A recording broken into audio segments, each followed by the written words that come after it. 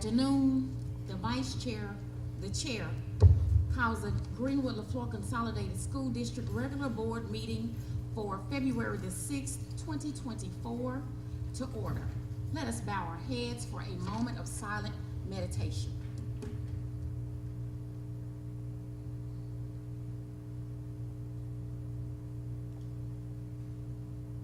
Amen.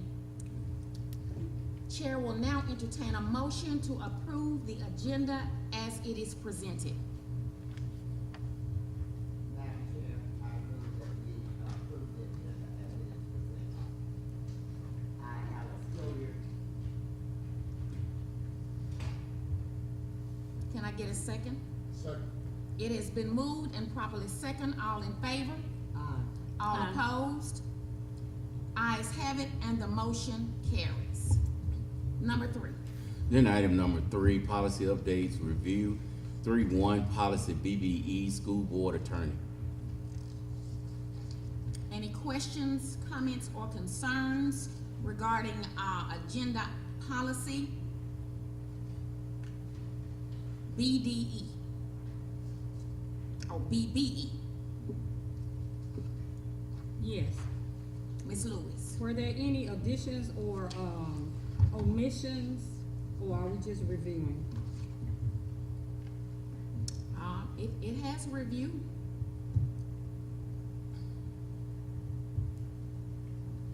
If you'd like to move that we make a revision to it.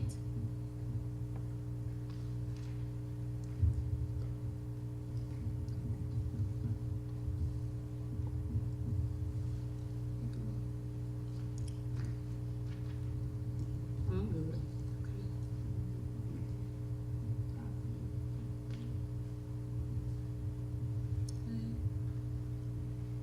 It does state review. Attorney Simmons, do we need to make any action on this one, take any action? Okay. All right. No, ma'am. Thank you. Agenda item 4, Mr. Waldington. Agenda item number 4, approval of the regular board meeting minutes, January 22, 2024, special call meeting minutes for January 31, 2024, and work session minutes for January 31, 2024. Attorney Simmons, have you had a chance to review our minutes? I have. Board members, have you all had a chance to review the minutes in its entirety?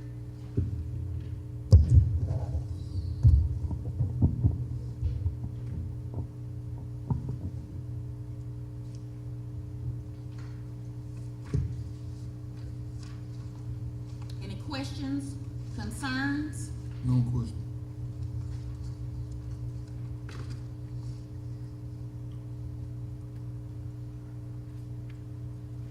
Superintendent Walton. Agenda item number 5, superintendent's report, 5.1, second 9 weeks BMA data report. You all have a copy of that data report in your packet. This is the same report that the administration discussed. Superintendent Walton, I'm Ma'am. so sorry. Did you make your recommendations on the board meetings? No, ma'am, I did not. Make your recommendation, please. I did not. I apologize. You're fine.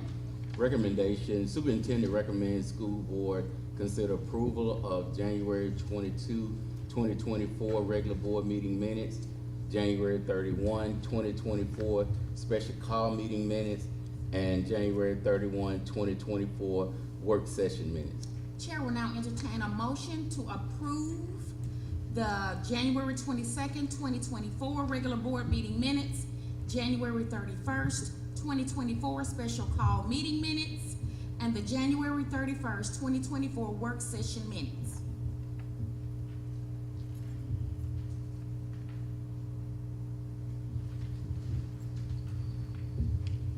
So moved. Second. It has been moved and properly second. All in favor? All opposed? Ayes have it, and the motion carries. Mr. Walton. Agenda item number 5, superintendent's report, 5.1, data report. You all have a copy of the report in your packet. You know, of course, we have quite a few pages, but I'm going to hit the highlights of the reports. On page 2, you can see how we, grade as to where we are, blue, yellow, and red. You know, blue is definite progress, meaning that pretty much that we are either growing our students in a particular category or we've grown as far as proficient and advanced. Yellow is potential progress, meaning that, based on our comparison, that if a category is in the yellow, then that means that the students have either continued their growth in that or they continue at a steady pace. And red is no progress or regression. And as you can see that of the 300 categories that we had 43% in the blue, 9% in the yellow, and 48% in the red. We're working diligently on growing our students. These students are, and the teachers are doing an excellent job of bringing our students to growth every time we have another benchmark assessment. We're going to have an assessment in February for those students that in that 48% category as far as red is concerned, to get and to make sure that we get the opportunity to be able to garner their progress a little bit quicker than those that have scored in the blue or that yellow category. And if you can go to for our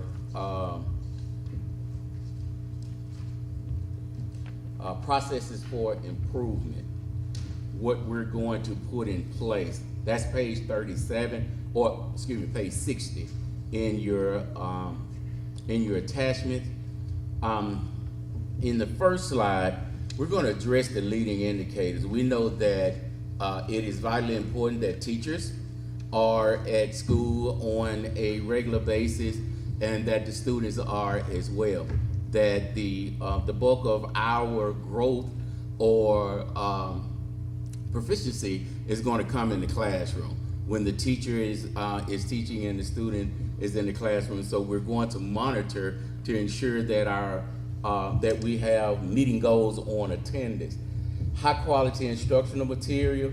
We're doing training for our staff. We have purchased that curriculum for our school district. We spent well over $3 million for that curriculum, and we're going to ensure that we have already had training for our teachers, and the training was the principals could join that training. But I was talking with the curriculum team, and we're going to have a training for the principals, for them to be able to know how to supervise the implementation of this curriculum. So we're going to have that training as well. Third grade ELA after school tutorial. The student roster was based on the second 9 weeks benchmark assessment. We have permission slips that have gone out to parents, and we have, on average, for those schools that we have third grade, we have an average of 50% of those students that are third grade that are coming. And we've asked for permission slips, and it may be hard to believe, but we do have some permission slips from some parents that voted no for their children to come to the after-school program, and those students, aren't doing well, in as far as the third grade ELA is concerned. But we can always offer that for our children. Online intervention, we have an accountability for that. We have iReady, which is a skills-based, Imagine Learning, which is skills-based that we're using for our students, and we're monitoring that on a weekly basis. We're building teacher capacity. It was our first week that central office staff members were going to the buildings, and they were working with the teachers to help them with their effective instruction, using high quality instructional material, using Ready is another curriculum that we use, and also we use Common Lit. In the meeting that I had with the curriculum team Friday, they were very pleasantly surprised at the effort that the teachers were giving and the capacity that they had. You know, it's just certain things that we're going to have to put together. Again, we're talking about the leading indicators. The students have to be there to be able to get this high quality instruction. The teachers have to be there to be able to deliver it. But they're doing an excellent job with helping those teachers to be able to instruct and give that high quality instruction that we need to be able to move our students. Also, as far as consultants in the GLCSD for student intervention, that is on tonight's agenda. And what we want to be able to do after we have our third 9 weeks comprehensive BMA, then we'll be able to concentrate on specific and be focused on specific standards that our students need for success. So we're moving right along. In comparison for this second 9 weeks BMA to 22-23 second 9 weeks, we're about on par. That's what we were at that particular time. We may be a little bit behind in some areas, but we're pretty much on par. So we're looking for good things, and we're looking for growth when we move forward as far as third 9 weeks and for the state assessment. Board members, are there any questions or concerns?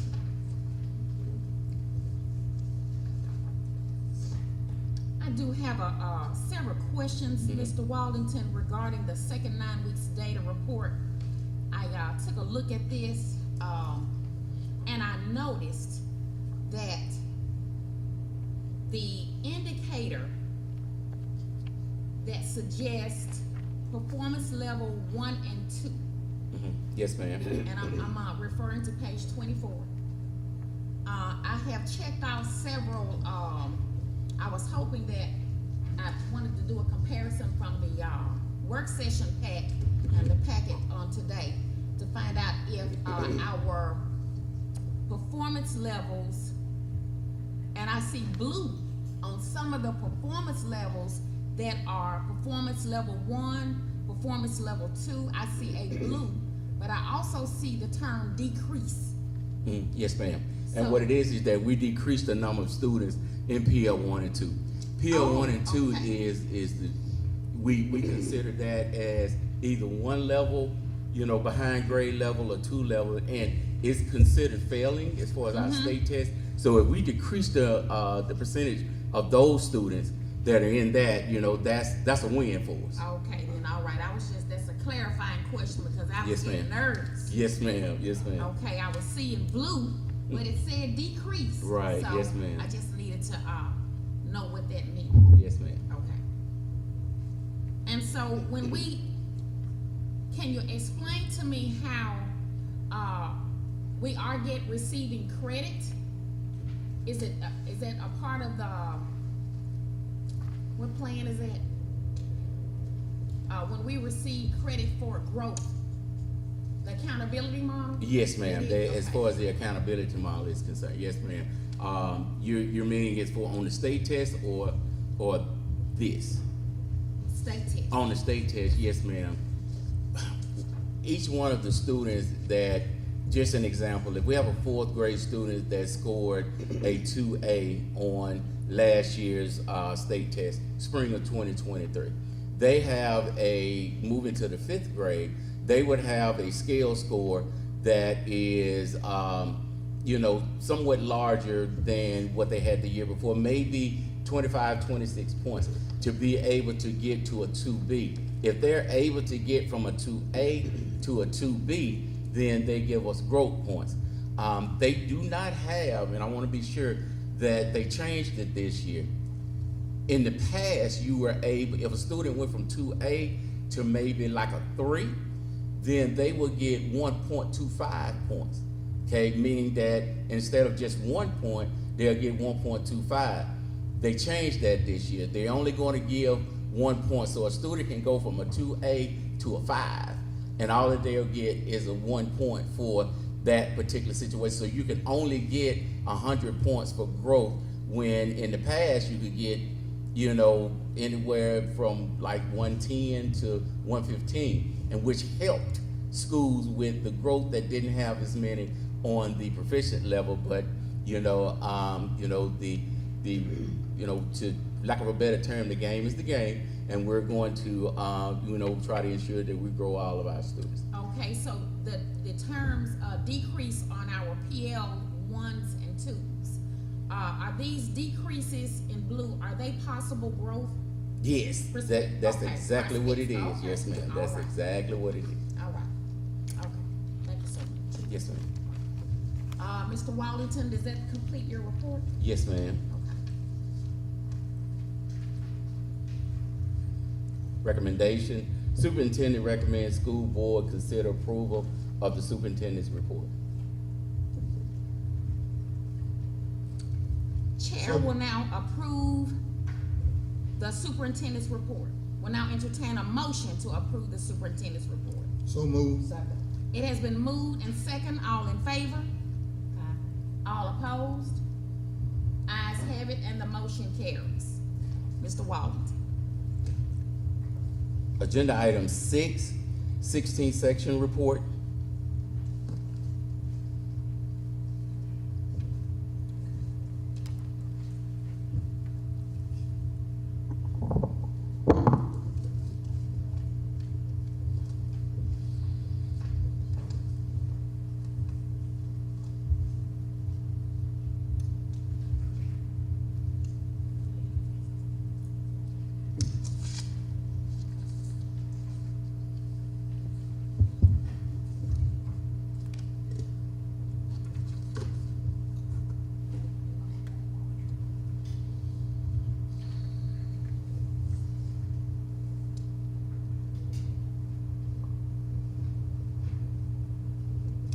Good evening, board. Good evening. Good evening, and fellow visitors here from the community. We have a couple of things we need to go ahead and get out the way for 16 section is concerned. One of those things is opening bids for a hunting and fishing contract for 1617 1 East containing 229 acres, more or less. And the prior contract was held by Mr. Frank Hornsby. He paid $5,000 for his 5 years. Mr. Hornsby is deceased, and the protocol normally would be the highest bidder could be matched. But since we don't have anything in writing that says that he turned his lease over to another party, we have nothing that says that he turned his lease over to someone or signed it to anyone. Therefore, the Secretary of State office recommended that we go ahead and reject all bids. So I haven't opened them yet, so I'm gonna go ahead and open the bids first so we can see what they look like. Okay. We'll follow your lead, Ms. Washington. Okay, thank you.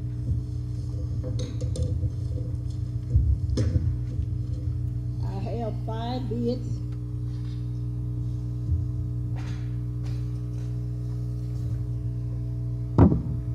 And one of the guidelines is that the person who did the bid, if we go into auction, that they would have to be present in order to participate in the auction.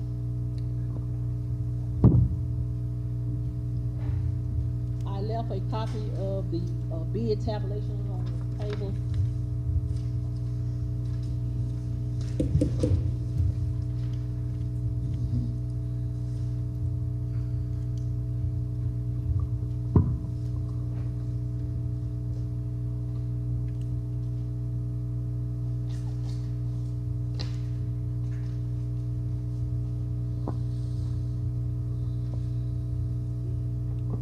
The first bid is from Thomas Wayne Watkins III. The bid amount is $500.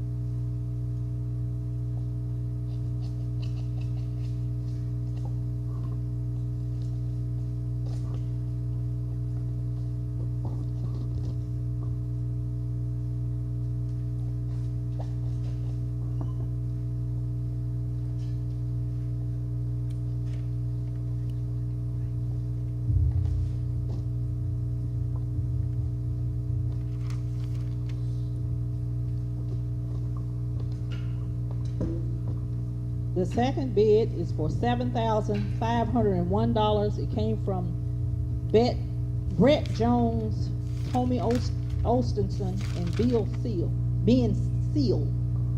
Repeat that amount. $7,501. $7,501 even.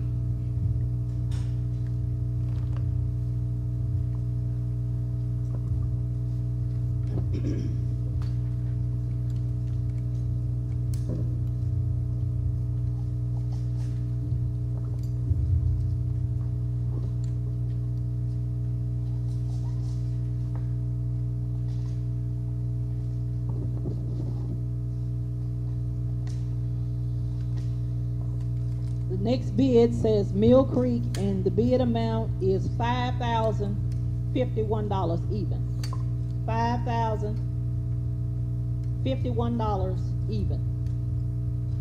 And that's from Mill Creek.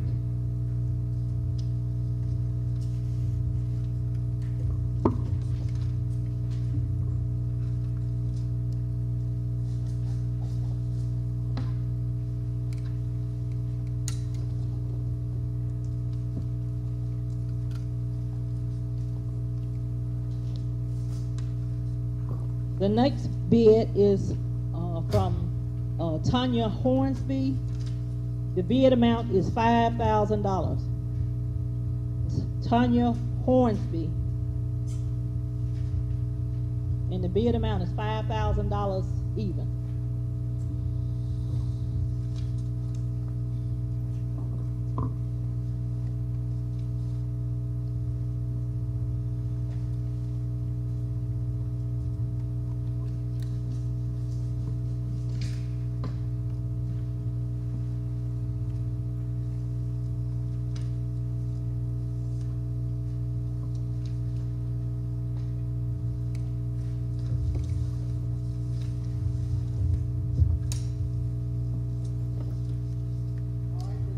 The next bid is from Matt Abant. The bid amount is $5,000. Okay. I have opened all of the bids. So I need to know what the pleasure of the board. Do you want to reject all bids, or accept the highest bid, or go into auction? Ms. Washington, I suggest that we reject all bids and move into auction. See, can we get the maximum amount for that land? Okay. I need to know, any of the individuals, Mr. Hornsby, I know he's here. Who else is here to bid? Dr. Moore, Yes. you need a second, and also. Okay, so I was about to ask that. Okay, so we need second. It's been moved and properly second. All in favor? All in favor to, reject all bids? All in favor? All opposed? Ayes have it, and the motion carries. Okay. All right. So I was trying to find out who all we had. Okay. All right. So the highest bid right now, as it stands, is $7,501. So can I get 7510? 7510? All right, I'm starting with the lower increments. Okay, 7510. Anybody want to beat the 7510? 7520? All right, 7530? All right, 7540? 7550? All right, 7560? All right. Anybody want to challenge that 7560?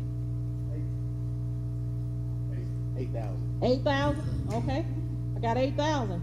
8,100? We're gonna go up 100? 8,100? 8,100? Okay. 8,100.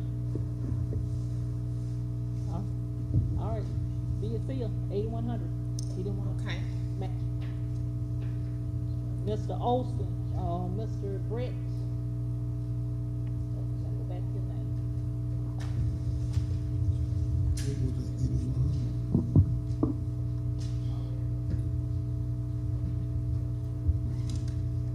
Brett Jones. Okay.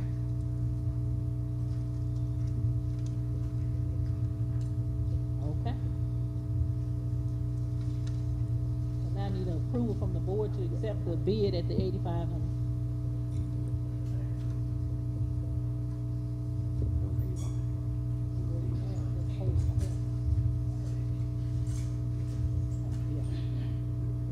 He did 8,500. 8,100. 81? 8,100. 81? $8,100.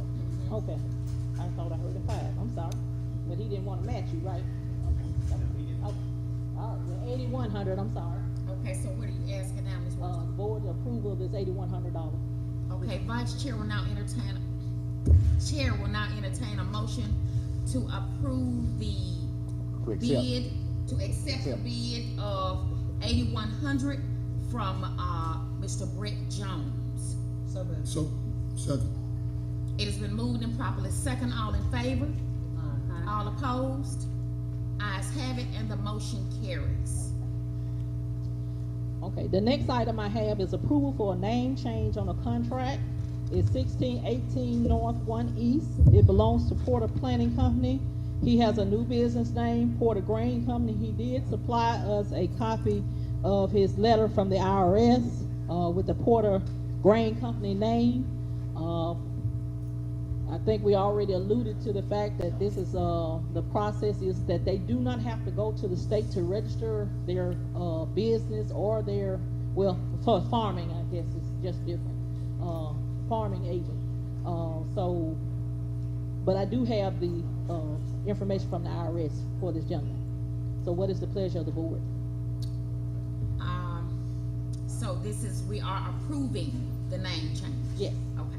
Chair will now entertain a motion to approve for the approval of name change on a contract for 1618 North, 1 East, belonging to Porter Planning Company. New business name is Porter Grain Company. So moved. Second. It has been moved and second. All in favor? All opposed? The ayes have it, and the motion carries. Okay, the next item I have is approval to change all agricultural leases payments due January 1 of each year. And this just allows the farmers the opportunity to make their payments rather than going to the bank and having to get a loan because their subsidy check hadn't come in or however they received their funding. I spoke with the Secretary of State office and they said this is the normal process, January 1, but I need to get it spread across the minutes of what we did, because of the original leases that were approved, they had dates that were overlapping before the next person who had the land land lease had expired. So it is better or beneficial to change all of them to January 1 for the district. Okay.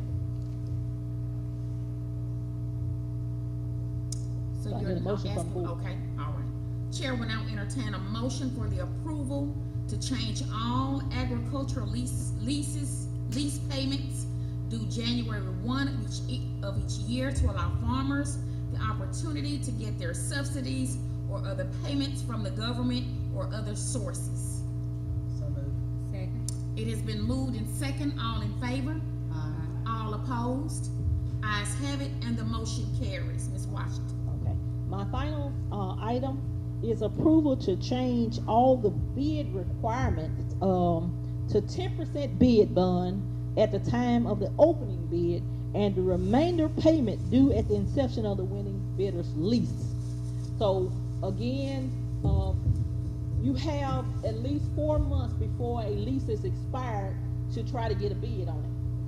So what has happened in the past, we don't have that many people trying to even bid for the land because all of it was required up front.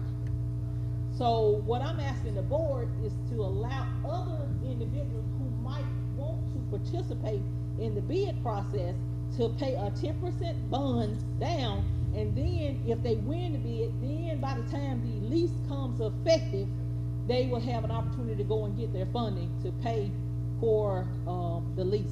And this is a customary practice. It's not something new. It's I think it was changed back in 2019 when Mr. Ainsworth had taken over. He asked the board for 100% upfront. So let me ask a question. If the person that is the prospective bidder rather, if they pay their 10% down and they're not able to get the bid, is that 10% refundable? Oh, no, that bid is, we keep that money, Okay, we keep the 10%? yes, Okay. because it's a bond. It's saying Gotcha. that I promise to make good on the amount I'm bidding. But I do know I've talked to some other, individuals who didn't have the entire amount, so they wouldn't even get into the bidding process. And you want as many people to participate as possible, because in essence, it's what drives the prices up, and the district gets more of the funding from it. So can I get a motion from the Sure. board? Yes. Chair will now entertain a motion to approve, for the approval to change all bid requirements to 10% bid bond due at time of opening bids and remainder payment due at the inception of winter bidder's lease. So move. It's been moved and properly second. All in favor? All opposed? Ayes have it, and the motion carries. Thank you. Thank you, Ms. Washington. Mr. Walden. Agenda item number 7, ESSER project update, Mark Pipper. Good evening. Can you guys hear me? Yes, good evening, Mr. Pipper. Hopefully you have your board package in front of you, your update, but I'll try to run through it briefly. First, on the restroom renovation project, as I've been telling you the past, I guess, couple of months, all the work's been complete, including some of the work we did with the allowances. I think I've mentioned to you the mechanical engineer has punched all his work some time ago. The architects have punched almost everything except for some of the ceiling work that had been most recently been completed. Contractor has all the other punch lists. He's working on those punch list items, and also working to compile all the closeout documents for you guys.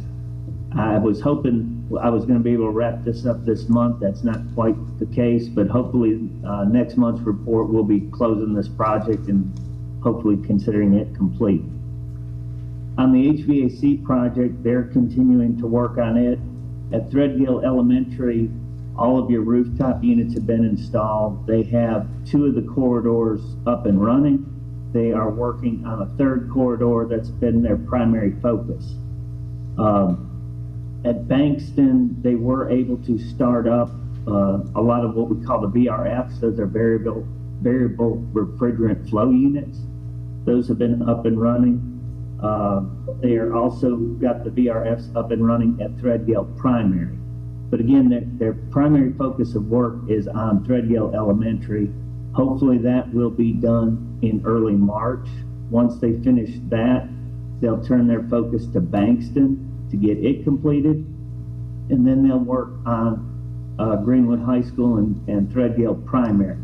And you may remember on both Greenwood High and Threadgill Primary, we had electrical change orders, one that was just recently approved. So they're doing what they can electrically, but until all that equipment gets here, they're kind of at a standstill or limited as what they can do at those schools. But they are making some progress.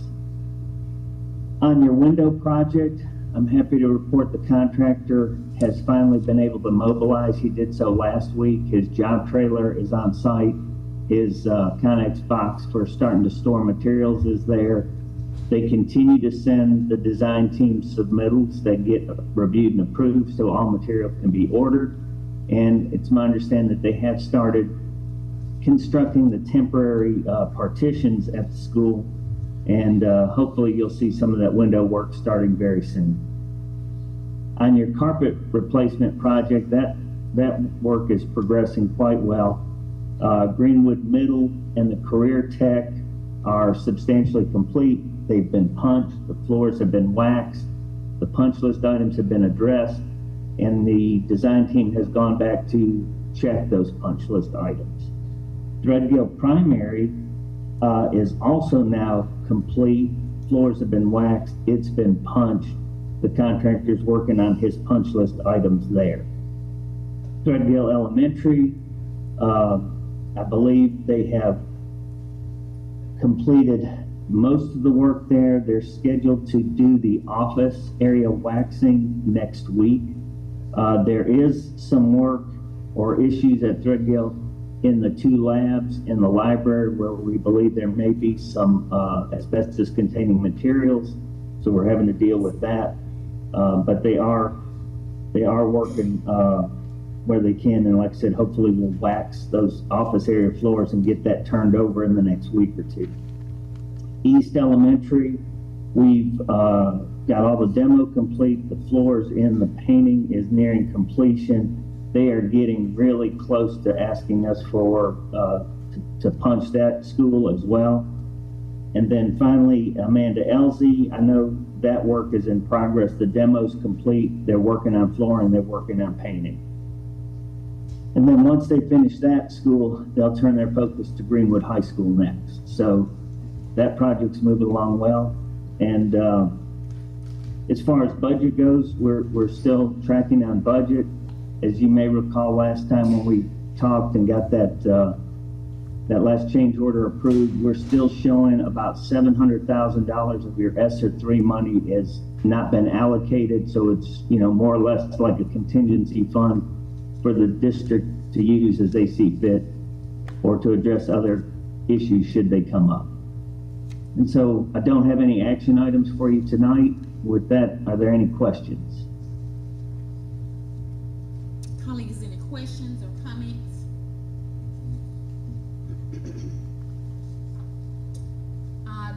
I see that there are none. Mr. Pipper, we want to thank you for your update tonight. I heard a lot of completes or moving toward completion. So we want to thank you for that effort. All right, thank you. All right. Have a great one. Agenda item number 8, athletics update. Coach Gabriel.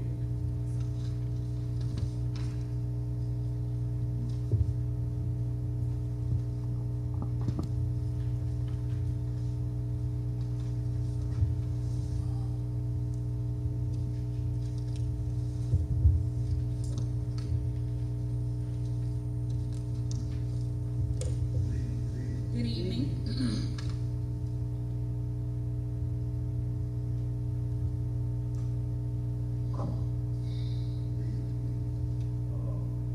First of all, I want to thank the board and Ms. Walker for allowing me this opportunity to speak and have an athletic department.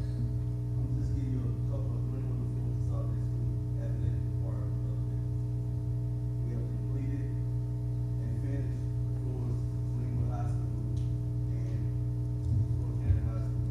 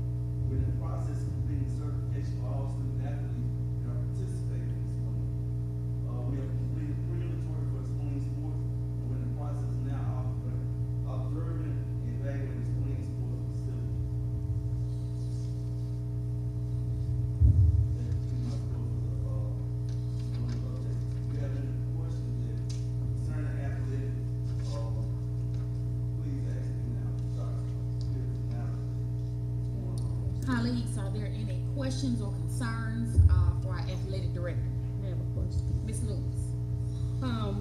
Do you have any updates on where we are with the cashless ticket sales? No, it didn't brought to my attention about it, but I was speaking on the difference. I think going to GoFan, I don't agree with it. I'm gonna tell you the reason why I don't agree with it. And, I heard Tony speak about it. And GoFan is a tool they use now when you buy tickets online. And right now, in order for us to use GoFan, we sell tickets at $8. GoFan will sell tickets at $10. So every $5,000 that we supposed to make, they're gonna make $1,000 up. The only advantage GoFan gonna have is you can sit at home and buy tickets online. When they get to the game, we still have to have somebody to redeem the ticket. In order to redeem the ticket, that means that the ticket will come to your phone. And we still have to have somebody at the gate to match the button to redeem every ticket. But here's another disadvantage. I can screenshot the same ticket I bought. If you don't have a person that take the gate and they just show you the ticket, or you just know about that, everybody won't touch everybody's phone. They just say it was just a law. And I can screenshot that same ticket to 10 other people. And I understand that everybody keep talking about the depletion amount of people that's coming to the game. But you have so many of the network that live stream the game, like the FHS network, I can pay $11.99 a month to watch any game in the country I want to. Then you have people that's Facebook live stream. They don't even have to go to the game. I can go to my TV, go to Google, go to Facebook, find the person like the live stream, and watch the entire game on TV. There's nothing we can do about it. So another reason why our gates are not doing as well as we want them to do, because of the violence in the community. A lot of people are afraid to come out. I talked to a lady about 2 weeks ago, and I asked, I said, you ever been in the game? She said, no skating, I'm not gonna take no school, I'm skating. She said, everywhere you go, there's shooting, a lot of violence going on. And I'm just not coming. And I know her and her husband and her grandchild just come out faithful, but they're not doing that. And also, Mr. Johnson, could you get them, I made a little package deal for you all, so you all can see what we do in the athletic department when it comes to spending the money. And after looking at this package, and I realized Hands up. that we're not spending on things that we want. We're spending on things that we need for the kids. In order to compete and be successful in any sport, you have to have the proper equipment, you have to have the proper facilities, and they must be compliant with this high school team. If you look at the Fort Campbell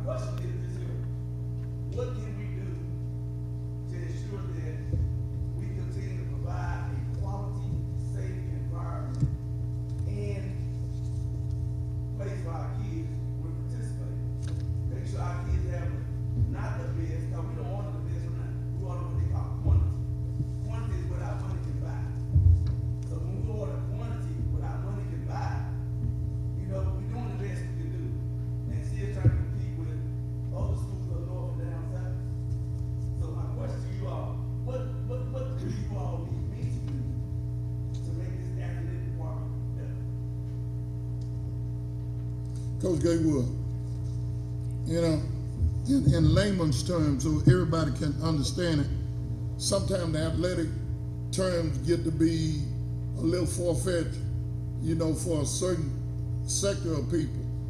To put it in layman's terms, let's just take a school that you have to play, not a school that you want to play, a school that you have to play because of the Mississippi High School Activity Association. Say that you got to play that school because they're in your district. Give me the distance of the school that you have to play the farthest. Where would you go? Caledonia. You go to Caledonia. All right, the next question is, maybe people don't understand that you don't just get on those buses. How many buses do you use? Football, we use 3, and band, we use 4 total. And football, because the number of kids we have, LD use 2, and Floyd use 2. All right, let's just take Greenwood. All right, 3 buses, right? Going to Caledonia. How much does it cost for that bus to roll per mile? $1.50 per mile. I'm looking at 246 miles one way. So calculate. So see, a lot of people don't know that you have to pay for the mileage of the bus just to get there. Now, you gotta feed the kids, right? Pre-game, okay? Then you gotta feed them post-game. And you're talking about getting back home at 1 or 2 o'clock in the morning after you sit there and wait on every parent to come pick up that kid or you go drop them off. On a trip like this, we'll make it back about like 1:30, 2 o'clock, and then make sure everybody be home. So we, as coaches, we'll make it home by 3 o'clock that morning. About 3 o'clock that morning. Actually, some coaches work at 6 o'clock to do bus duty, and don't get home till 3 o'clock that morning. So can your salary be gauged in hours? Are you being paid by the hour? So what we saying is the money that's being spent in athletics is astronomical. And people think, and okay, now that same school, Caledonia, you spend that much going up there, all right? Now, that school also have to come back to you the next year. How many fans do they bring from Caledonia down here? Not many. How many things in traffic Caledonia with us? Not many. Not many. And people don't understand that we're not in a district now. Greenwood's not in a district that the shortest trip we have is an hour and 15 minutes. And it's Scottsdale. Other than that, you know, Louisville, Houston, Caledonia, then you make a playoff, you might end up going way up north.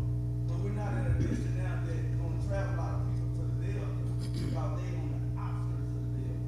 Now, at first, when we played like Gentry,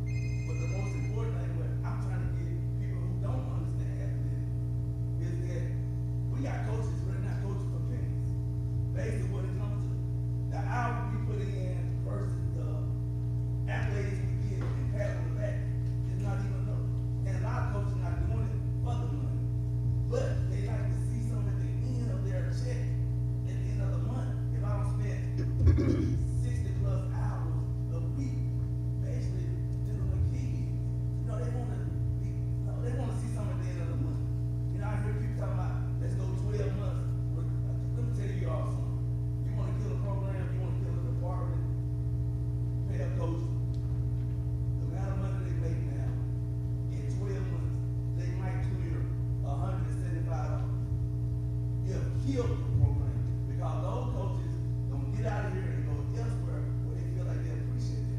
Now, here's the thing, you go back and you look at when we didn't play in 2020. The year we didn't play in 2020, people in the surrounding area came in as a grocery list. I want this play, I want this play, I want this play. And guess what? It killed our athletic program and built their program. And we're trying to get it back to where we established, but people want to feel like they're appreciated. You know, I come here every day and people don't understand the hours I put in out when everybody come home. I come here at 8 o'clock, I might not be home till 11, 12 o'clock at night.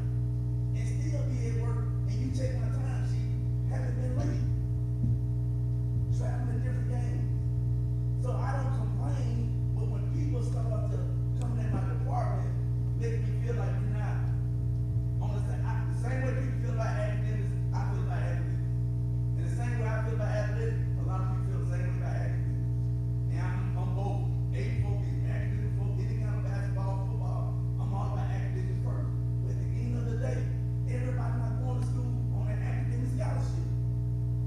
Since I've been at Greenwood High School as a football coach, and I go and represent it, I put over 160 some kids in school through athletics. Not academics, but athletics. But in order for them to go to school at athletics, they have to have an academic grade. So I don't want people to get it confused that we're just a bunch of coaches that want to hold out the ball and don't care about academics. But we get it. But when you look at these, this big improvement right here, this big improvement right here, and it's hard to keep a coach when another coach telling them, hey man, we get paid this, we get paid this, and it goes back to the kids. I'm not gonna recruit your kids, but if you got some good coaches, I'm gonna recruit your coaches. I had a guy call me a month ago. I heard y'all supposed to want some of the man, check it out, what coach can be up, so I make sure I get there. I said, I don't know what you're talking about. See, somebody already put the budget for the horse. I don't know what you're talking about. And they already started coming in my coaches.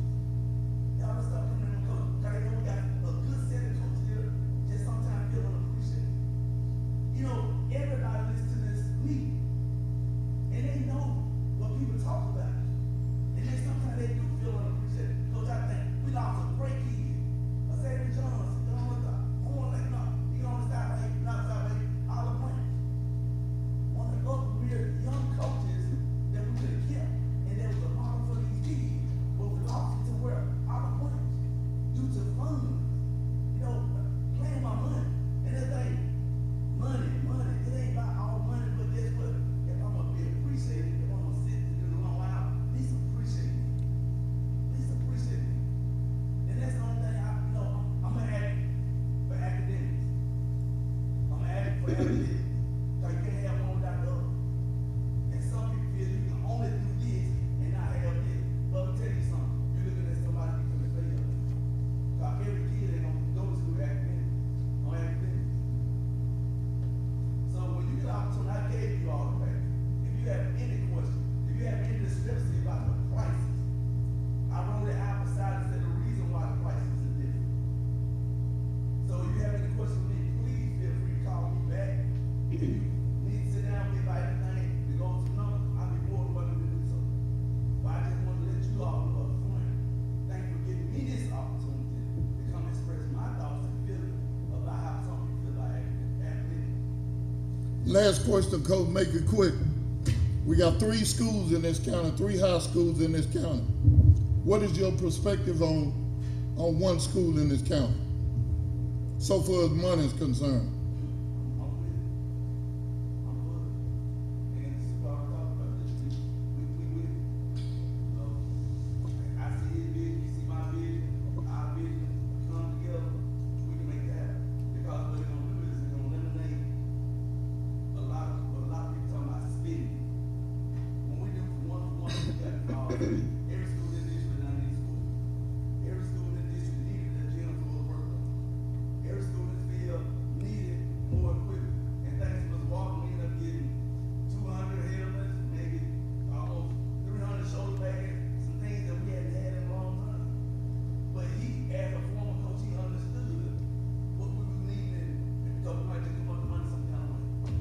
So when we put three schools together like this, what would our classification be? I think it would be either a high 5 year, low 6A. I'm looking at 6A. I look at the numbers, and when I look at the numbers, I look at the cutoff numbers on some 6A schools, they 13, 1400 strong. I think Greenwood and Flo, I think we can read it like 11 or 1200. Mhm. So I'm looking at a high 5A, maybe a low 6A, if we meet that line. All right, thanks, sir. I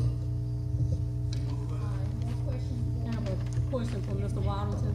Is it a possibility, Mr. Waddington, you can get a representative from whatever the name of the company is on these cashless tickets to come in and maybe talk with the board so that we can hear what some of the advantages are?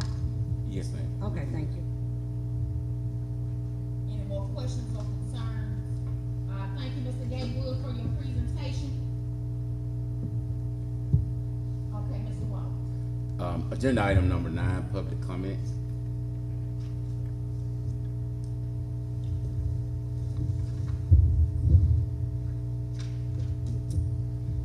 Agenda item number 10, regular agenda 10-1, approval of school reconfiguration plan for 24-25.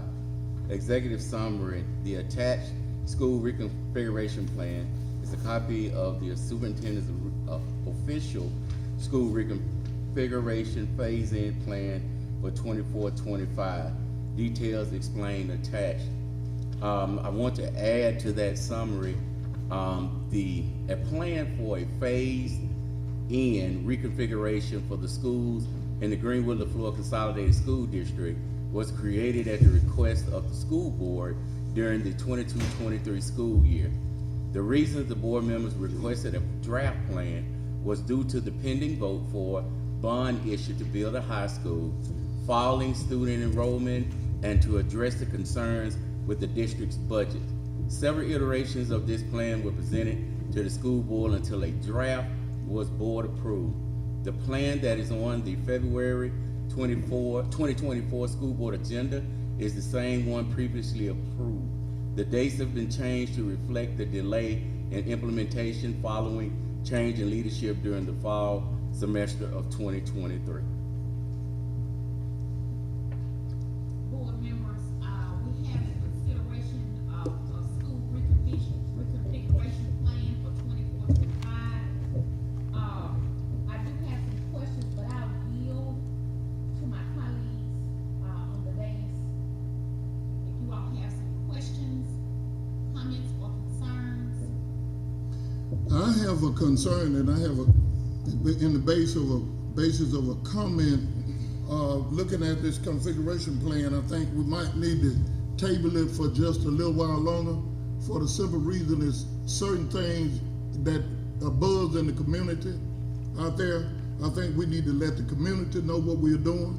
We need to let them know up front before we vote on it, to make sure that we got everything down pat, and take a look at our schools to make sure that we're closing the right schools, because we all know that there are some buildings gonna have to be closed. Now, there's no way around that, but to make sure that we're getting the right one. So I suggest that we table this. Comment. Comment, Ms. Lewis? Well, I guess it's a question. Mr. Waddington, didn't you provide us with some dates? Some necessary dates that we need to keep in mind as far as, the State Department is concerned, and, I think we talked about Yes, ma'am. timelines and, We did, we discussed the, because there's a deadline that has to be met with the Department of Education in the month of February to inform them of any changes in the configuration of our schools. And if, if it's the board's will, that is fine. But, this would be a tremendous undertaking, even if you vote for it tonight, for this to happen for the beginning of the 24-25 school year. But if it's, if it is tabled for reconsideration you know, for later part of the school term, it would be virtually impossible to do for the 24-25, and it may be something that you all would be looking for the next school term. But you know, with that being said, this will influence the budget that will be presented to the board, because we're working in a deficit as far as the budget is concerned now, and this was a part of the plan of action for trying to rectify that deficit as far as the budget is concerned. So, you know, with that being said, you know, the board wishes is, you know, my command, and I will work with whatever it is that the board decides to do. But this is the reason for the reconfiguration plan being brought back to you all for today. Ms. Kelly, question, and then Ms. Lewis, just establishing a point of order. Then I would like to go along with saying what Mr. Mann is saying. I think the community needs to know what is going on at this point with this configuration. Because the one you gave us before, and I'm looking at draft number, if I'm correct. And I don't think we need to push anything on the community without them knowing what's going on. And the second thing I would like to say is, what are we gonna do with these individuals that are displaced when we do all of this? And my thing is, the community needs to know first what is going on. Because each one of us represents district. Ms. Lewis. I agree with the community needing to know, but we have procrastinated since I have been on this board. We continue to say, let's wait, let's do this, and we don't move forward. We've got to make this make sense financially. If we're already sitting with a deficit in the budget, what are we gonna do? You can't approve a budget with a deficit.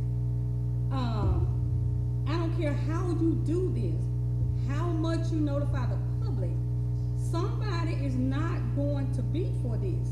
But we have got to make good, sound choices for this school district and for this community, because these dollars do belong to the taxpayers. So, I mean, time is out for us to keep saying, let's wait, we've just got to move forward on something. Madam Chair, I agree with that. I agree with that. Ever since I got on the board, we've just been putting things off, a lot of chaos, and I think that our children are suffering for this. We don't have the money to keep things the way they are. I don't care what opinions are in terms of making decisions. I care about the community's opinion, or I wouldn't be on the school board. But my concern is opinions are not going to pay the bills. And we have enrollment that does not justify the finances that we're dealing with. We've got to be realistic to help all of the children. So at least let's go with something. That does not mean that we're not interested in hearing everything about what the public wants. But the public wants our children educated. And I am, as I've looked at this reconfiguration plan, I see a lot of points that, Mr. Waddington, you have considered with sensitivity.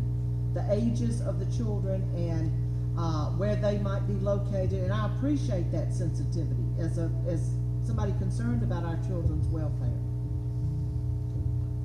I would also like to say, I wasn't on the board last year, but I was in the community, and I did hear about the configuration of what they were going to do. As a concerned member of the community at that time, I asked the question, what were we going to do in terms of our school? And I'm well aware that we are in a deficit, but also, let's be fair with the children. We're talking about taxpayers' money. Taxpayers' money would be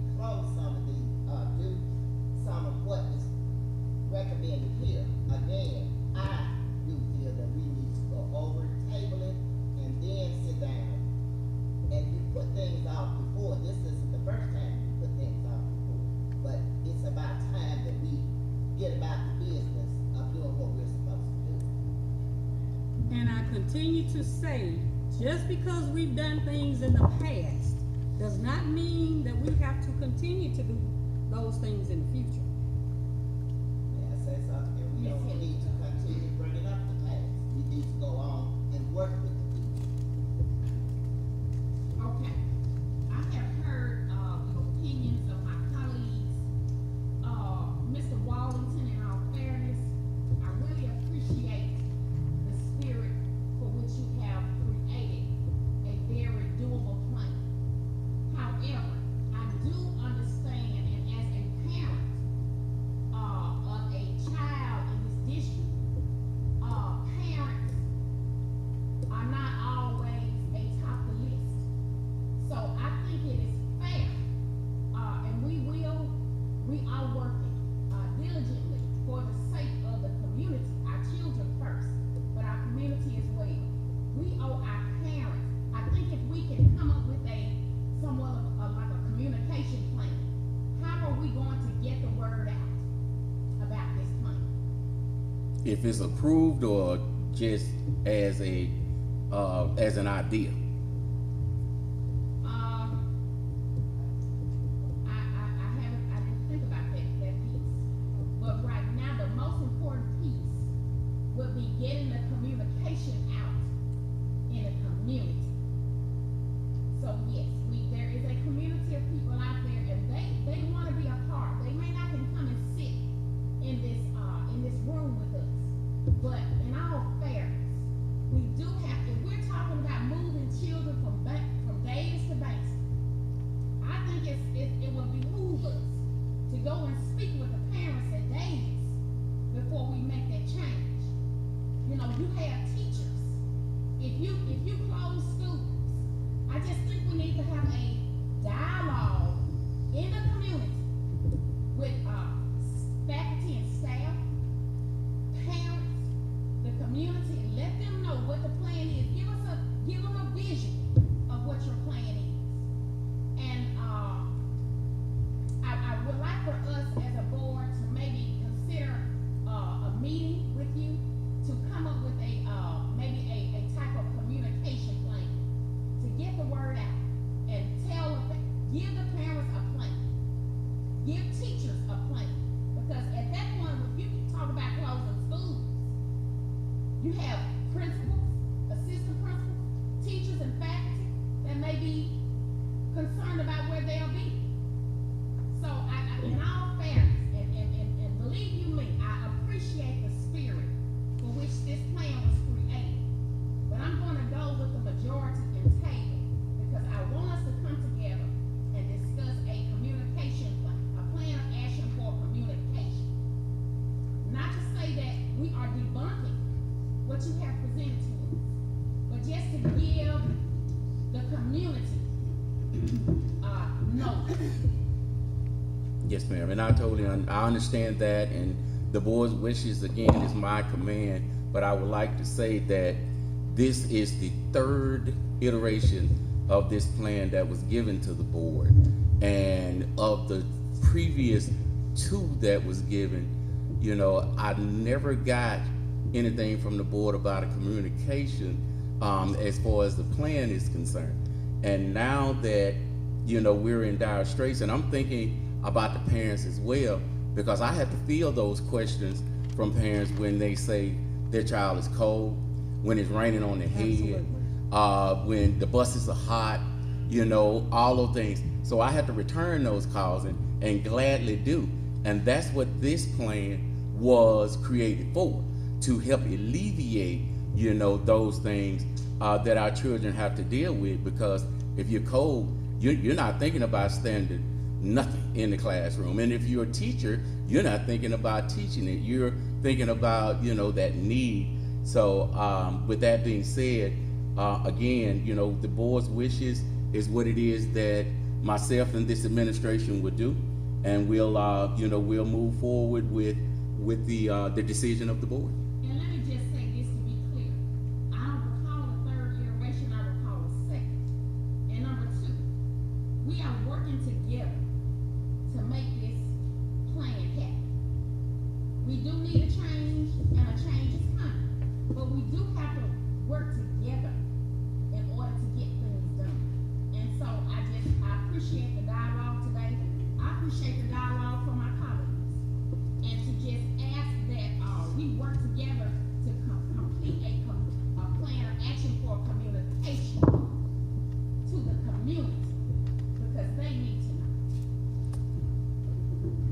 what I hear you saying, Mr. Wallington, is that you can't even move forward at all to talk with the community, deal with some things, if you don't make sure what plan we're talking about, if we keep changing the plans. Is that what I'm hearing you say? Because if this plan is, is this, I'm not trying to get the board to approve. As far as the communication, I would like to know, what am I communicating to the community? Is it this plan, or is it just that we have to do it? That we're gonna have to look at some type of situation where we're going to reconfigure schools because of those things that we listed about the budget, about those things that we have with the budget, falling student enrollment. Is that the communication that we have, and then maybe after then, as far as a plan is concerned, we give that to them as well, because like I say, if we do that, this is a plan that will not be able to be put in place for 24-25, which is, if that's the board's wishes, that's fine. I just want to let you all know that because of that, there's going to be some consequences based on the budget. There's going to be consequences based on certain things that we can't get fixed, and so we're going to be back in some of the same situations that we're in now. But we could suffice, I guess, and move forward with that if that's the board's wish. I don't think we are saying to change the plan that you got. We're not saying that. We are saying before we vote on it and go to the general public and say, this is what we're gonna do. But now that's a tough statement. This is what we're gonna do. Well, who are we? We are all elected out of a district, and we represent that district. And I'm saying this because the people in my district are asking me questions that I can't answer right now. So all of us need to come together and get this straight, then we can go out there. Nothing is wrong with the plan.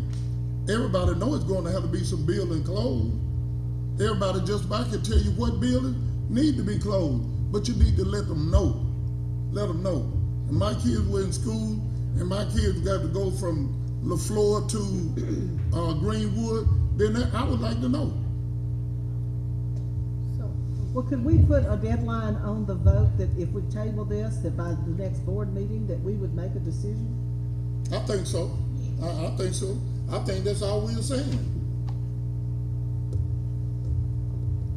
And my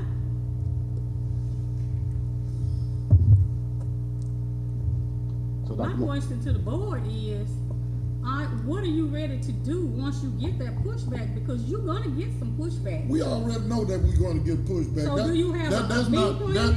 That's not what we are saying. We know we're going to get pushback. We know we can't satisfy everybody. We know it's going to be somebody that object, but we would like to put it out there and let them know that we are not just sitting up here being dictator and dominating to them what we're going to do. But then too, I don't see why we couldn't move to approve the plan.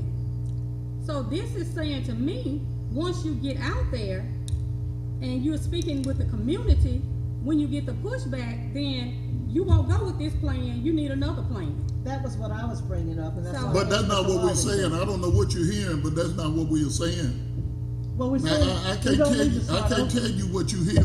I can't do that. I don't know what you hear. The only thing that I'm saying is we going to keep. I don't see nothing wrong with this plan. My whole question is let the people know. And the quicker we let them know, then the better we're going to be. Attorney Simmons, do I need to make a motion? Yep, Dr. Moore, table? yes, you need a motion and a second, and you also need a vote to table Okay. item 10.1. Chair will now entertain a motion to table 10.1, approval of the school configuration plan for the 2024-2025 school year. you're not gonna put a timeline on that motion? No, we don't need a timeline on this motion. A motion is still on the floor. So move. It has been moved and properly second. All in favor? Nay. Nay. All opposed? Ms. Rimmer, let the record show where Ms. Abraham and Ms. Lewis voted in opposition, and you have 3 voting in favor of a table. And I The would like, ayes have it and the motion carries. and I would like to make a public comment that I am begging everybody to look at what our children need, which will affect the community. It is a direct effect on the community. And I am tired of our school system being an employment agency instead of a learning environment. It is time for us to progress. Mr. Wallace. Agenda item 10.2, approval of GLCSD graduation dates and times. Executive summary, the 3 high school graduation ceremonies are currently approved for Saturday. It's currently approved for Saturday, May 25th, 2024. This is a request to move the graduations to the following dates and times. Greenwood High School, Tuesday, May 21st, 2024, 2 p.m. LeFlore County High School, Wednesday, May 22nd, 2024, 2 p.m. Amanda Elsie High School, Thursday, May 23rd, 2024, 2 p.m. All graduations will be held at the LeFlore County Civic Center. Colleagues, any questions or comments about high school graduation ceremonies scheduled for May?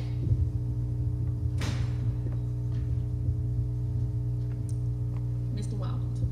Superintendent recommends school board consider approval of the high school graduations to be held at LeFlore County Civic Center at the following dates and times. Greenwood High School, Tuesday, May 21st, 2024, 2 p.m. LeFlore County High School, Wednesday, May 22nd, 2024, 2 p.m. Amanda Elsie High School, Thursday, May 23rd, 2024, 2 p.m. Chair will now entertain a motion to approve high school graduations to be held at the LeFlore County Civic Center at the following dates and times. Greenwood High, May 21st, 24. LeFlore County High School, May 22nd, 2024. Amanda Elsie High School, Thursday, May 23rd, 2024. So moved. Second. It's been moved and properly second. All in favor? Aye. All opposed? The ayes have it and the motion carries. Mr. Walden. Agenda item 10.3, approval to reapply for the EDMS revolving loan fund. The district plans to reapply for the EDMS revolving loan fund. This fund will continue district efforts to complete roofing projects across the district. The district is planning to participate in a technical webinar for the loan in February 2024. The deadline to submit the application is April 22nd, 2024. Colleagues, any questions about the Education Facilities Revolving Loan Fund?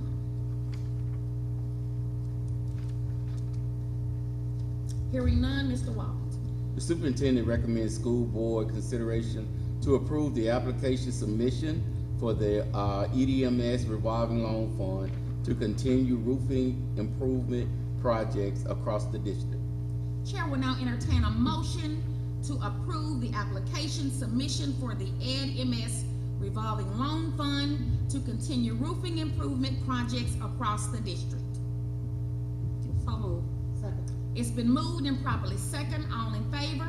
Aye. All opposed? The ayes have it and the motion carries. Mr. Walden. Agenda item 10.4, approval of MOU between GLCSD and the Mississippi Delta At-Risk Youth Consultants. Attorney Simmons, did you have a chance to view this MOU? I have, Dr. Moore. Okay, And also, I had an opportunity during the work session when we discussed this to go back and look at the October 2023 minutes. And this individual, the board approved a contract and was spread across the October 2023 minutes for $47,500. And the MOU before you is for $15,000. So I was concerned about the difference in what the board approved in October of 2023 and what the board has to consider tonight. So what are you asking or stating? Well, of course, it's the district decision, and I understand Superintendent Walterton has a reason as to why there's a change in the original amount approved by the board in October 2023, and what's before you now regarding the 15,000. Mr. Walton?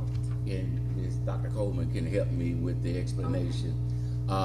With the board approved the amount, but they approved that Dr. Coleman work with the person as far as the consulting firm is concerned, and that was done in the month of January. And the reason for the difference in the amount is due to the number of days that's for the MOU, and based on the number of days that we have left in school, and that is the reason for the difference in the amount as far as the money is concerned. So that's the difference. And if it had been something that that was approved and got started at the time that the board approved it, then it would have equaled out to the amount of money that the board did approve. Am I on the right? Okay. I'm just very concerned. Are there any comments or concerns regarding this MOU? I'm just concerned that we may get into some type of, I guess, litigation due to the change in the amount. If it was board approved and signed off on, I'll need some more dialogue in regard to this particular situation.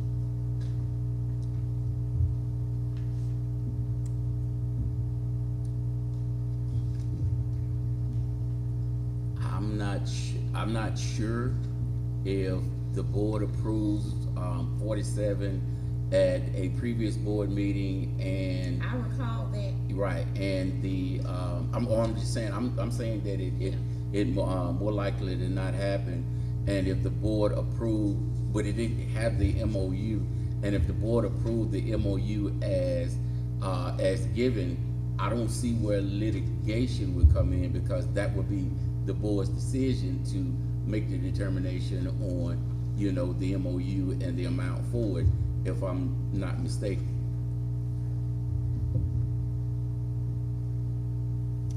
No comments? Clarification. Yes, ma'am. Did we approve this? Does MOU. anyone have the date that it was approved? It was in the October 2023. It's a short-term approval, or? Was this Dr. Coleman, can you prior speak to this? administration? Was this prior? Okay. Well, regardless to what it was approved. It was brought to the board, and it was approved. And I just think that we have RFPs going out. RFPs are gonna submit whatever they want to submit, and you'll vet it how you vet it, and they won't take a dime less. So I just think that if we approve this, I just think in all fairness, we need to move forward with the MOU that was presented to us and approved by this board, and it is in our minutes. There was no MOU approved at the October. It was just the amount. Yes. That's when the MOU was created. The board gave to Dr.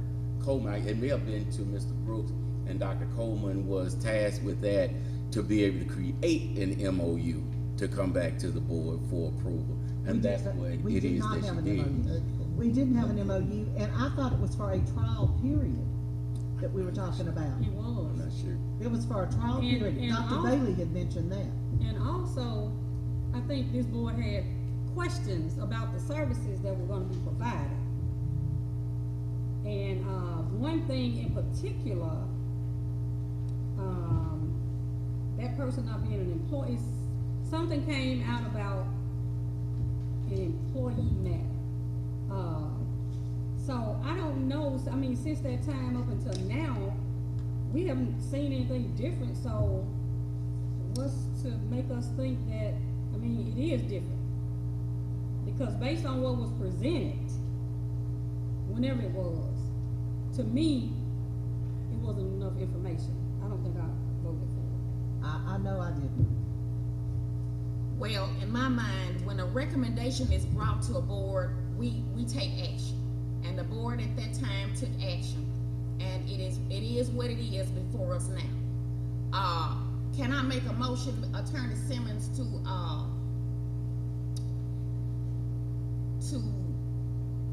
help me out?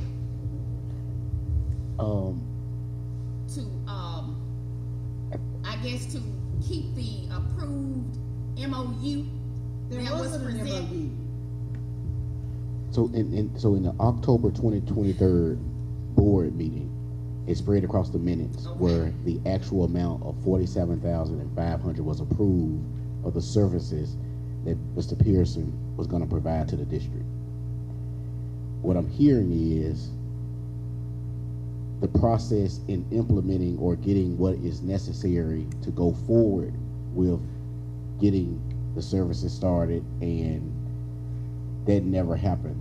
And now it's February, and what the board is now considering is the same services for $15,000, and Superintendent Wallerton is saying because of the time, that's the reason why. So certainly it's a district decision on whether or not, because the decision in October 23 were for services for a period of time, whether you want the same services for a period of time, and that period of time could be a period of time commensurate to what it would have been if you had done all the formalities after the October 23rd meeting, if that was the intent of the But it board. wasn't up to us to do the formalities. I understand. It was the district, I understand. You know. I understand. so. What happened to the 30-day trial period? Was that voted on, that Dr. Bailey brought up? I thought that I don't was what- recall a trial period. He said 30 It was a days. trial period, cause Dr. Okay, I Bailey don't brought recall it that. up. And, we are not the district, and that would be day-to-day operations. You know, once it was approved, it's up to the district to move on whatever it is that we approve. That was my question, was Yes, that approved? Was 30 days approved? No, 30 days, I don't recall 30 days. Do being we approved. have minutes on that anywhere? Yes, ma'am. I've read the minutes. What was approved was for Mr. Pearson to come in to do the services that are identified and enumerated in what is now the MOU that's before you, but it was just the amount, $47,500. No We time. had no period. time frame on it, Lana? No, in the minutes, it was just the It was $47,500. supposed to be a trial period.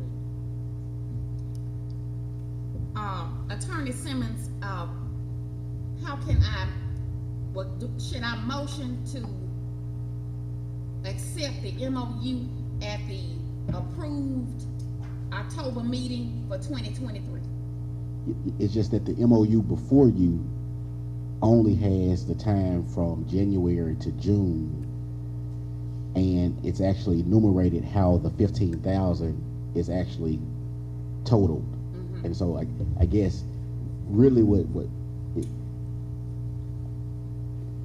you need to approve something that details how we get to 47,500 and the services that will be performed in the district for the 47,500 that was approved in October of 2023. Well, can it be spread out, Mr. Wallington, from now until June 30?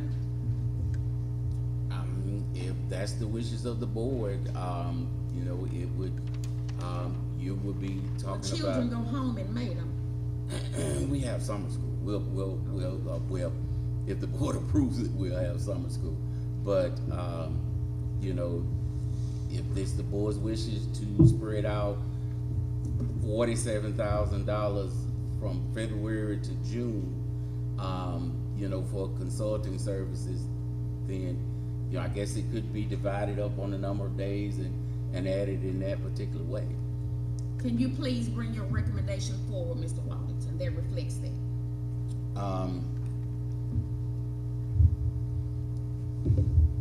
Well, that wouldn't be my recommendation. My Okay. recommendation would be what it is that we presented to you all and that Dr. Coleman worked on. But, you know, as far as the MOU is concerned, because this is the first MOU that you all have received. You didn't have one at the October meeting. So, you know, that would be my recommendation for this particular situation. Okay.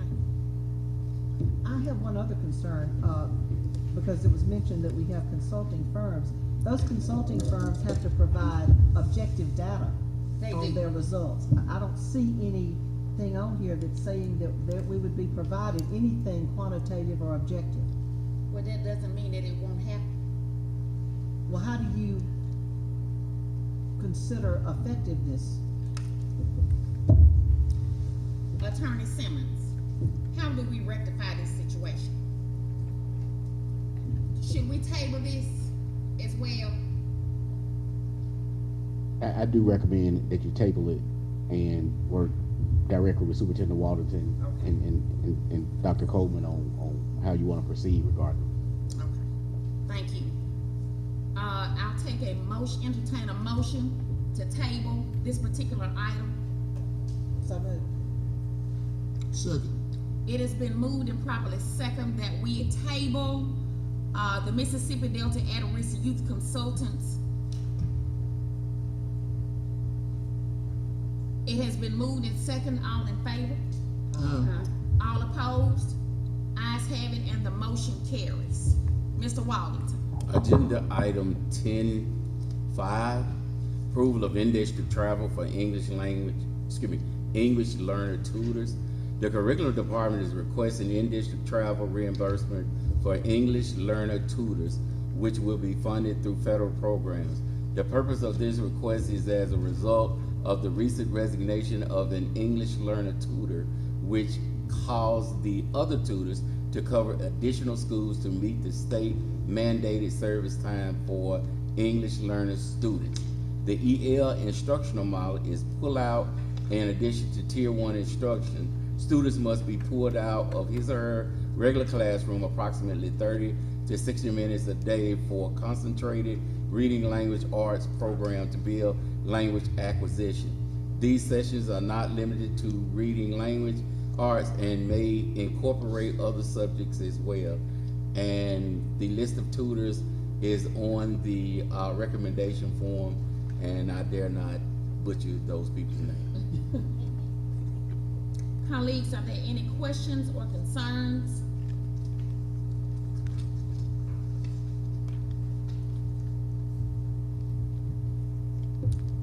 Mr. Wallington. The superintendent recommends school board consider approval of in-district travel for English learner tutors as needed to continue district-wide required services. Chair will now entertain a motion to approve in-district travel for English learners, tutors as needed to continue district-wide required services. So moved. Second, it has been moved and properly second. All in favor? All opposed? The ayes have it, and the motion carries. Mr. Wallington. Agenda item 10.6, approval of the policy revision for IDDIA accelerated grade placement programs for grades K through 7. This communique is a written request of approval of policy revision IDDIA accelerated grade placement for grades K-6. The purpose for the revision will be to extend the scope of services to 7th grade. This change will enable the district to work toward decreasing their overage population, which will in long term improve the graduation rate. The curriculum department will incorporate all measures to ensure that all logistics are adhered to and protocols are in place for seamless implementation of the policy. Colleagues, are there any questions regarding the accelerated grade placement for grades K through 7? Seeing none, Mr. Wallington. The superintendent recommends school board consider approval for policy revision for IDDIA accelerated grade placement for grades K-7 for the 23-24 academic school year. Chair will now entertain a motion to approve the policy revision for IDDIA accelerated grade placement for grades K through 7, 2023-24 academic school year. So moved. Second. It has been moved and second. All in favor? All opposed? Ayes have it, and the motion carries. Mr. Wallington. Agenda item 11, consent agenda.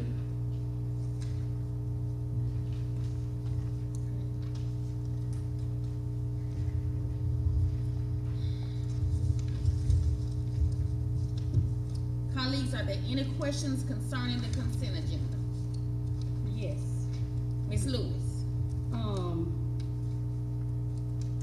So we're gonna take up 11.2 in the consent agenda? Is that under here? Yes, ma'am. Okay, so is this the time, I think on the work session, I requested that the discussion of the attorney be moved from executive session. To the agenda, and that's what we did.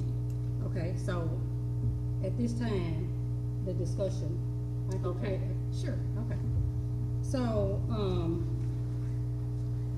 Dr. Moore, I would like to know the process that took place as far as the hiring of the attorney. I know what happened here, because I, as a board member, and I think I can speak for Ms. Abraham as well, we didn't know anything that was transpiring. So I just want to know what was the process? I didn't know. How did it come about? And Attorney Simmons, this is no reflection on you, No. but I'm just looking at, this is a 5-member board, where 5 members, when we come together, we should be on the same page with transparency. So that's what I want to know. Especially in light, well, we should be with transparency, especially in light of the fact that Ms. Lewis specifically asked you, Madam Chair, at the work session, was there any other candidate other than Attorney Palmer? And your answer was emphatically no. And at that time, I was emphatically correct. Well, what? Let me say this. Let me say this. We are not going to go back and forward since we are so in tune to children. We are spending a mighty lot of time on a school board attorney for which the same occurrence happened during calendar year January 23 through December 23. What we are going to do now, colleagues, is we are going to approve the consent agenda, policy BCBL, in its entirety. So what you're saying is, I don't have a right to ask You a have question. every right because the voters put you in that seat, Ms. Lewis. Correct. That's right. So it could have been last year, myself and Dr. Bailey didn't have a right. But we didn't do all of this you and Magdalene are doing up here. Dr. And Bailey as- made the as- nomination. He Doc- did. Yeah, he Dr. did. Bailey He made did. the nomination, so He we did. can't go on that. Okay. Well, I and tell you also, what. we had Chair will a now resume. entertain a motion to approve consent agenda of policy BCBL. So move. Second. It has been moved and properly second. All in favor? Aye. All opposed? Nay. Ms. Rimmer? Due let to the- lack of transparency. Well, lack of transparency has been here. We always. All ayes have it and the motion carries. Let the record show Ms. Jackie Lewis and Ms. Magdalene Abraham voting nay. The Mr. community Wallington. needs to know. Mr. The Wallington. community needs to know, President Moore, that Mr. that Wallington. the decision had been made, or And I'm- Derek Simmons would not, Mr. Mr. Simmons Simmons, had not been, would not I'm have going been to here. ask for a point of order, Ms. Magdalene Abraham and Ms. Jackie Lewis. Question, may I have a, You sure can. okay, I need to let it be known that I am a voting board member. I have the right, as long as I'm in line, to ask a question or make a comment. And you have conducted all of your rights sitting at this table and have done so for the last 4 years and now another 4. And I am not out of order. And I didn't say you were were. either. Mr. Simmons, I'd like to ask you a question. How did you know to come here to the board meeting? Mr. Simmons, you will refrain from answering that question. We have moved on to item 11.2. We moved on because you're pushing a power play. Can you answer that question, Mr. Simmons? And again, it has nothing personally against you. How did you know to show up Mr. here? Walden, Did you say I asked want that you to move apply for that job? to the next item. Thank you. Agenda item 12, personnel.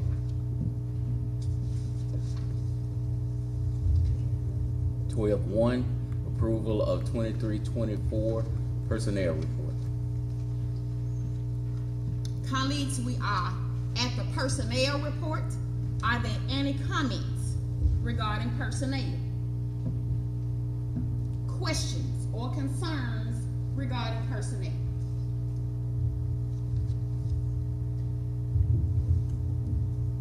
My question about personnel, are we talking about everybody in its entirety from the principals on down? Not this one, no, sir. Okay. We're just talking about those that are listed on 213. Okay. Yes, sir.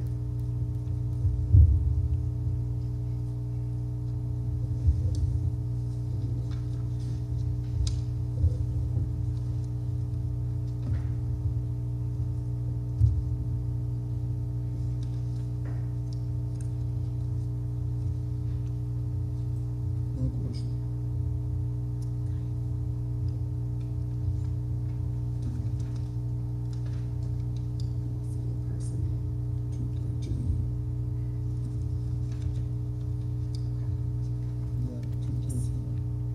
Mr. Walden,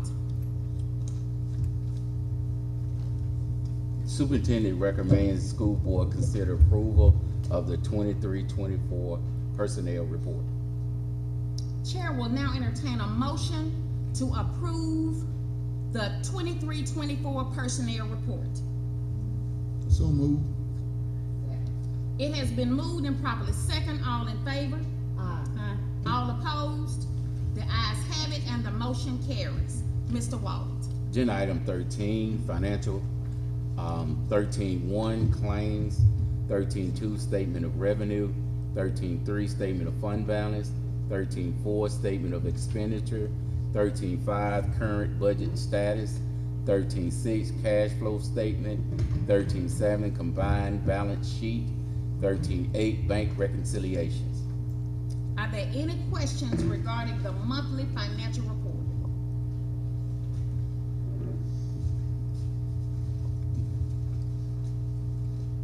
I got one question. Ms. Thomas, help me out right here. 13.6 cash flow statement, is that the amount of money that we have in the bank at present time? That's the amount that you have for that particular report date. Look at the top, and it's gonna tell you the date. That's as of that date on the report. Okay.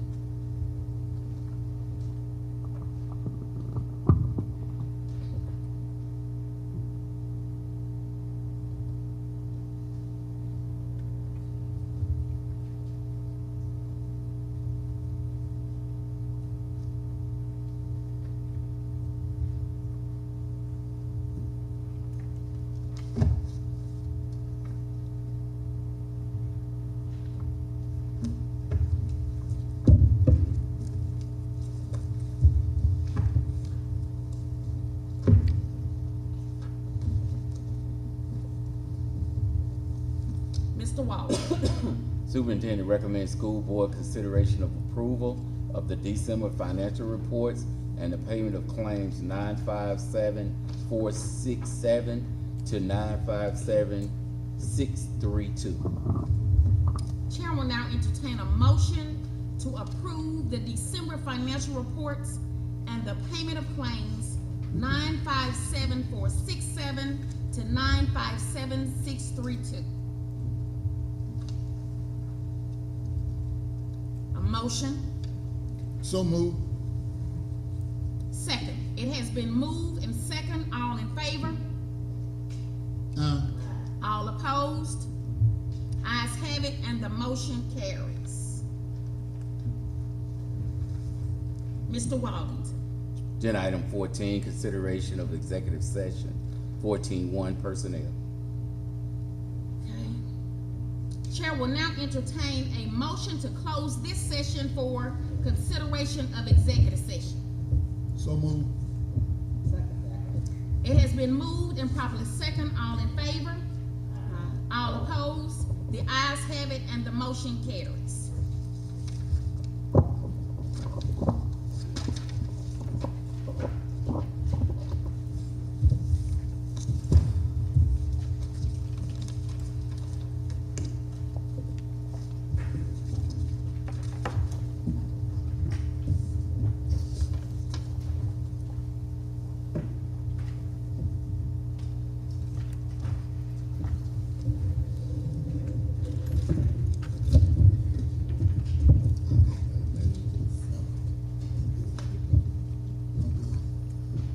Coach Fan, Coach We're gonna Fan. turn it in. We turned it? Okay, we're doing good. Coach Fan, turn your mic off, please. Thank you, sir.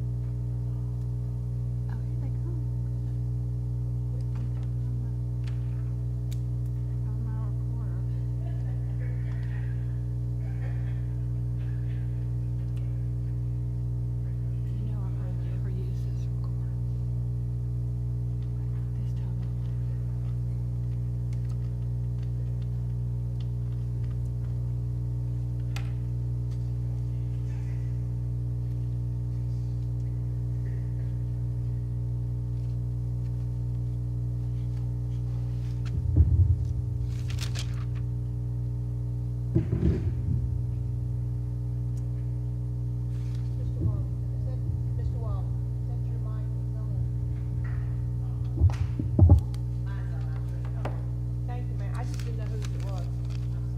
It scares me when y'all come.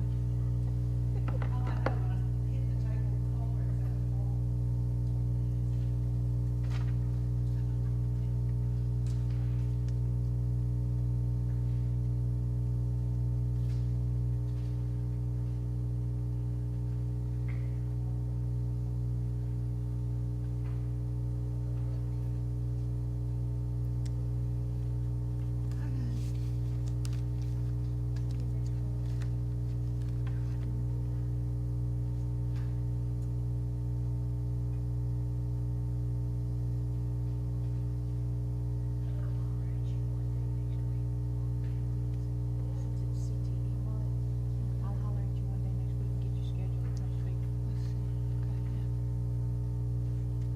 Got my number.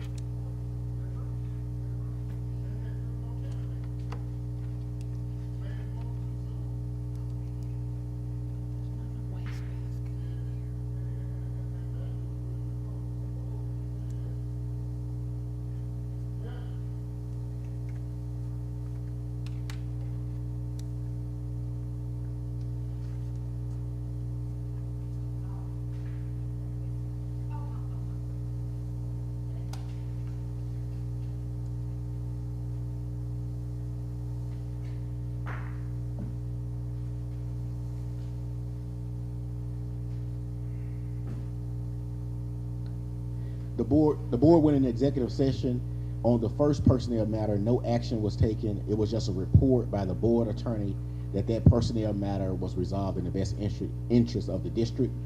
On the second personnel matter, it dealt with the prior litigation regarding Superintendent Waldenton, and the board moved to comply with the December 14, 2023 order of Chancery Court to pay Superintendent Waldenton his back pay, fringe benefits, and costs related to that.